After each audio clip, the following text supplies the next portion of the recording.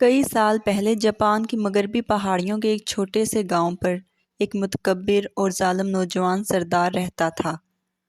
اس نے تکبر سے کہا، میرے گاؤں میں بوڑھے لوگوں کا کوئی فائدہ نہیں، وہ نہ تو کارآمد ہیں اور نہ ہی روزی روٹی کے لیے کام کرنے کے قابل ہیں۔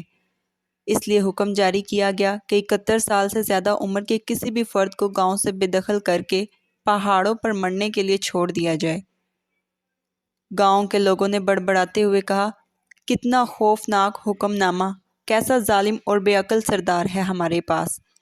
لیکن سردار نے ہر اس شخص کو سزا دی جو اس کی نافرمانی کرتا تھا، اور اس طرح دیہاتی جو 71 سال کے ہو گئے تھے آنسو بہاتے ہوئے پہاڑوں پر چلے گئے اور کبھی واپس نہ آئے۔ ایک خاص کسان اپنی ماں کے ساتھ بہت اچھا تھا اور وہ دونوں خوشی سے ایک ساتھ رہتے تھے۔ تاہم جیسے جیسے سال گزرتے گئے ماں کی عمر بھی بڑھتی گئی اور کچھ ہی عرصے میں وہ 71 سال کی خوفناک عمر کو پہنچ گئیں۔ کسان نے سوچا، کاش میں کسی طرح ظالم سردار کو دھوکہ دے سکتا، لیکن گاؤں کی کتابوں میں ریکارڈ موجود تھا اور سب کو معلوم تھا کہ اس کی ماں 71 کی ہو گئی ہے۔ پھر ایک دن ماں نے خود ہی سردار کے خوفناک فرمان کی بات کہی۔ ٹھیک ہے میرے بیٹے، اس نے کہا، اب وقت آ گیا ہے کہ آپ مجھے پہاڑوں پر لے جائیں۔ ہمیں جلدی کرنی چاہیے اس سے پہلے کہ سردار آپ کے لیے اپنے سپاہی بھیجے۔ وہ بالکل پریشان نہیں لگ رہی تھی کہ اسے پہاڑوں پر مرنے کے لیے جانا ہے۔ کسان نے افسردگی سے کہا، مجھے معاف کر دو میری پیاری ماں، اب کیا کرنا ہوگا؟ اور اگلی ہی صبح اس نے اپنی ماں کو اپنے کندھوں پر اٹھا لیا اور پہاڑ کی طرف سیدھے رستے پر چل پڑا اور اوپر ہی اوپر چڑھتا رہا، یہاں تک کہ درختوں کے جھرمٹ قریب ہو گئے اور راستہ ختم ہو گیا۔ اب پرندوں کی آواز تک نہیں تھی اور وہ درختوں میں صرف ہوا کی ہلکی آہٹ سنتے تھے۔ بیٹا آہستہ آہستہ چلتا رہا، کیونکہ اپنی بوڑھی ماں کو پہاڑوں میں چھوڑنے کا سوچنا بھی برداشت نہیں کر سکتا تھا۔ آخر کار وہ پہاڑی پر اپنی ماں کو وہاں روکنا اور اسے پیچھے چڑھ کر چھوڑنا نہیں چاہتا تھا۔ پھر اس نے اپنی ماں کو درختوں سے چھوٹی چھوٹی ٹہنیوں کی آواز توڑتے ہوئے سنا۔ اس نے پوچھا، ماں کیا کر رہی ہو؟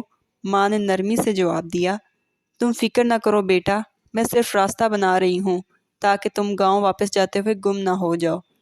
بیٹا وہیں رک گیا۔ اس نے حیرت سے پوچھا، اب بھی تم میرے بارے میں سوچ رہی ہو؟ کیا ایسا ہو سکتا ہے؟ ماں نے سر ہلایا، یقیناً میرا بیٹا، اس نے جواب دیا، تم ہمیشہ میرے خیالوں میں رہو گے۔ اس وقت نوجوان کسان مزید برداشت نہیں کر سکتا تھا۔ اس نے کہا، ماں میں تمہیں پہاڑوں پر اکیلا مرنے کے لیے نہیں چھوڑ سکتا۔ ہم گھر جا رہے ہیں اور اس سے کوئی فرق نہیں پڑتا کہ سردار مجھے سزا دینے کے لیے کچھ بھی کرے، میں آپ کو کبھی نہیں چھوڑوں گا۔ لہٰذا وہ اس وقت تک انتظار کرتے رہے جب تک کہ سورج غروب نہ ہو جائے اور وہ ایک اکیلا ستارہ خاموش آسمان پر آ گیا۔ پھر رات کے اندھیرے سائے میں کسان اپنی ماں کو پہاڑی سے نیچے لے گیا اور وہ خاموشی سے اپنے چھوٹے سے گھر کو لوٹ گئے۔ کسان نے اپنے کچن کے فرش میں ایک گہرا گڈھا کھود کر ایک چھوٹا سا کمرہ بنایا جہاں وہ اپنی ماں کو چھپا سکتا تھا۔ اس دن سے وہ سارا وقت اس کے خفیہ کمرے میں گزارتا اور کسان اس کے پاس کھانا لے کر جاتا۔ باقی وقت وہ کھیتوں میں کام کرنے میں محتاط رہتا اور ایسا کام کرتا تھا جیسے وہ اکیلا رہتا ہو۔ اس طرح تقریباً 2 سال تک اس نے اپنی ماں کو بحفاظت چھپا رکھا تھا اور گاؤں میں کسی کو معلوم تک نہیں تھا کہ وہ وہاں موجود ہوگی۔ پھر ایک دن دیہاتیوں میں خوفناک ہنگامہ برپا ہو گیا، کیونکہ پہاڑیوں کے پار قصبے کے لارڈ ہیگا نے ان کے گاؤں پر حملہ کر کے اسے اپنا بنانے کی دھمکی دی۔ لارڈ ہیگا نے اعلان کیا، صرف ایک چیز آپ کو بخشے گی، ایک صندوق میرے پاس لاؤ جس میں راکھ کی 1000 رسیاں بنی ہوئی ہوں، تب میں تمہارے گاؤں کو چھوڑ دوں گا۔ ظالم نوجوان سردار نے جلدی سے اپنے گاؤں کے تمام عقل مندوں کو اکٹھا کیا۔ سردار نے کہا کہ آپ عقل مند آدمی ہیں، یقینی طور پر آپ مجھے بتا سکتے ہیں کہ لارڈ ہیگا کے مطالبات کو کیسے پورا کیا جائے تاکہ ہمارے گاؤں کو بچایا جا سکے۔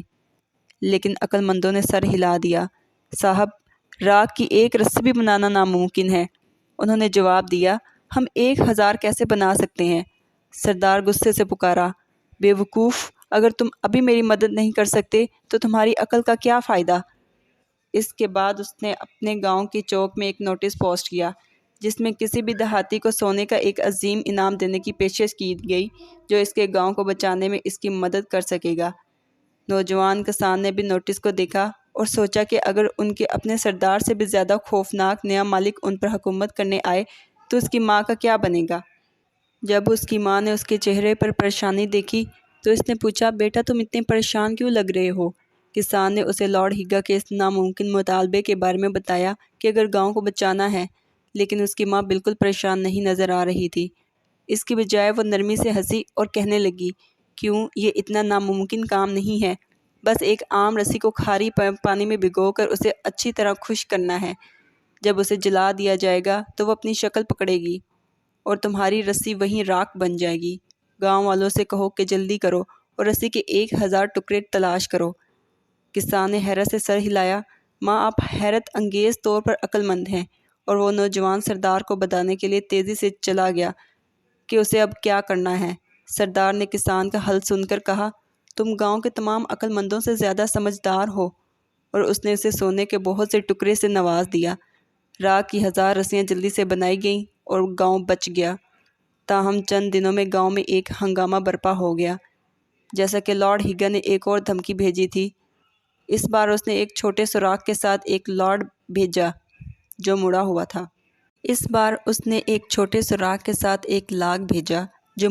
تھا۔ اور اس کی لمبائی میں 7 بار جھکا ہوا تھا، اور اس نے مطالبہ کیا کہ اس سوراخ میں ریشم کے دھاگے کا ایک ٹکڑا باندھا جائے۔ لارڈ ہیگا نے دھمکی دی، اگر تم یہ کام انجام نہ دے سکے تو میں تمہارے گاؤں کو فتح کرنے آؤں گا۔ نوجوان سردار نے ایک بار پھر اپنے دانش مندوں کو بلایا، لیکن سب نے حیرانی سے سر ہلا دیے اور بولے، ایک سوئی اس طرح کے سخت خطوط سے اپنا راستہ نہیں موڑ سکتی۔ سردار نے غصے کا اظہار کیا، ایک بار پھر ہمیں ایک ناممکن مطالبے کا سامنا ہے اور تم سب پھر احمقوں کی طرح کام کر رہے ہو۔ سردار نے بے صبری سے اپنے پاؤں پر مہر لگاتے ہوئے کہا۔ اس کے بعد اس نے گاؤں کے چوک میں دوسرا نوٹس پوسٹ کیا تاکہ گاؤں والوں کی مدد مانگی جا سکے۔ ایک بار پھر نوجوان کسان نئے مسئلے کے ساتھ اپنے خفیہ کمرے میں اپنی ماں کے پاس پہنچا۔ اس کی ماں نے تیز مسکراہٹ کے ساتھ کہا، کیوں، یہ اتنا مشکل کام نہیں ہے۔ چھید کے ایک سرے پر کچھ چینی ڈال دیں، پھر ایک چونٹی کو ریشم کے دھاگے سے باندھ کر دوسرے سرے پر ڈال دو۔ چینی تک پہنچنے کے لیے سخت خطوط کے اندر اور باہر جانے کا راستہ وہ خود بنائے گی اور ریشم کا دھاگا اپنے ساتھ لے جائے گی۔ ایک بار پھر لارڈ ہیگا نے نوجوان کسان کی تعریف کی اور اسے سونے کے بہت سے ٹکڑوں سے نوازا۔ ایک بار پھر سردار نے نوجوان کسان کی تعریف کی اور اسے سونے کے بہت سے ٹکڑوں سے نوازا۔ تم ایک واقعی شاندار آدمی ہو اور تم نے ہمارے گاؤں کو ایک بار پھر سے بچایا ہے، اس نے تشکر سے کہا۔ لیکن تب بھی سردار کی پریشانیاں ختم نہیں ہوئی تھیں کہ کچھ ہی دنوں بعد لارڈ ہیگا نے ایک اور مطالبہ بھیجا۔ اس بار تم بلا شبہ ناکام ہو جاؤ گے اور پھر میں تمہارے گاؤں کو اپنا بنا لوں گا۔ اس نے دھمکی دی، میرے لیے ایک ایسا ڈھول لاؤ جو مارے بغیر آواز نکالے۔ اس بار عقل مندوں نے سر ہاتھوں میں پکڑ لیے اور کراہتے ہوئے کہا، یہ نا امید ہے، یہ نا امید ہے، اس بار لارڈ ہیگا ہم پر حملہ کر دے گا۔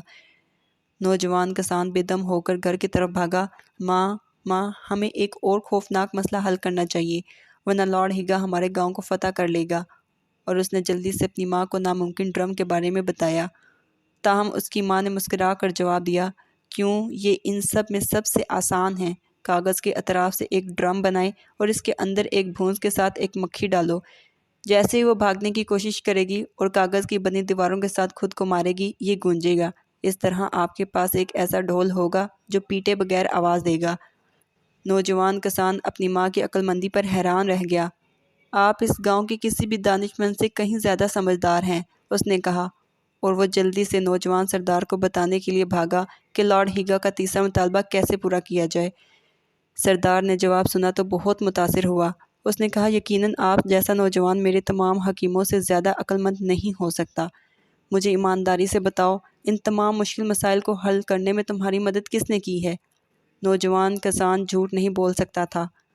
وہ آہستہ سے بولا، سردار، پچھلے 2 سالوں سے میں نے ملک کا قانون توڑا ہے۔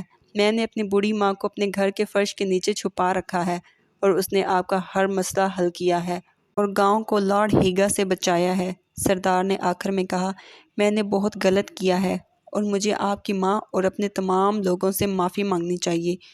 میں پھر کبھی یہ مطالبہ نہیں کروں گا کہ ہمارے گاؤں کے بوڑھے لوگوں کو مرنے کے لیے پہاڑوں پر بھیج دیا جائے۔